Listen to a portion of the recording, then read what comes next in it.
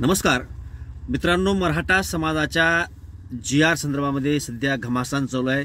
वेगवेगळ्या पद्धतीने चर्चा चालू आहेत. ओबीसी भयभीत आहे अशा पद्धतीने चर्चा आहे.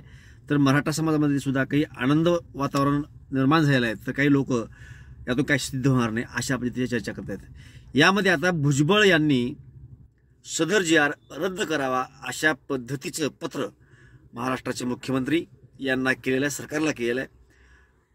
त्या संदर्भात भुजबळ काय म्हणाले आपण ते ऐकू. त्याचबरोबरनं त्याला उत्तर देत असताना जरांगे पाटील काय म्हणाले आपण ते सुद्धा ऐकू. त्याचबरोबरनं सरकारच्या वतीनं विखे पाटील यांनी जी.आरच्या बाबतीमध्ये काय भूमिका मांडलेली आहे ते ऐकू. आणि वारंवार भुजबळ जे सांगतायत की जी.आर. मला दाखवला गेला नाही, आम्हाला न दाखवता हा जी.आर. काढण्यात आला. तर यावरती महाराष्ट्राचे उपमुख्यमंत्री एकनाथजी शिंदे यांनी काय उत्तर दिलेले आपण ते सुद्धा ऐकू.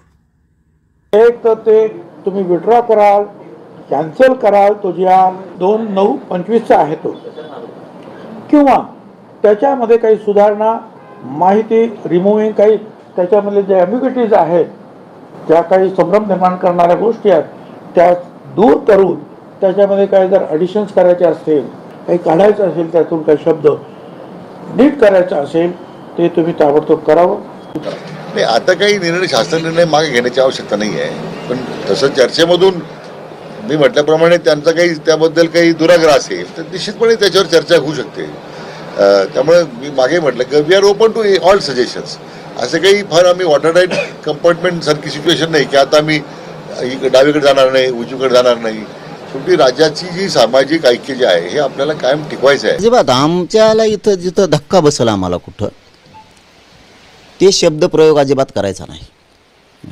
त्याचं ऐकून जर तुम्ही फेरफार काही केली तर राज्यात आम्ही सुद्धा आता दसरा मेळाव्याच्या नंतर डिसिजन घेणार आहे. पण तुम्हाला जर मराठीचे पोरं मोठे होऊ द्यायचे नसले, राज्य बंद बेमुदत राहणार.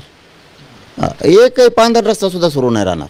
बघा, तुम्हाला खेटायचंच ना, त्याला मग नाविलाज आमचा. आता मुख्यमंत्री देवेंद्रजी, मी स्वतः, अजितदादा आणि भुजबळ साहेब ज्येष्ठ नेते आहेत आणि त्यांच्याशी चर्चा झाली होती आणि त्यांनाही सांगितलं होतं या जी.आरमुळे ओबीसीला कुठेही धक्का लागणार नाही. त्यांनी म्हटलं होतं हा जी.आर. तपासून घेऊ, कायदेशीर बाबी तपासून घेऊ आणि त्याच्यानंतर भूमिका जाहीर करू.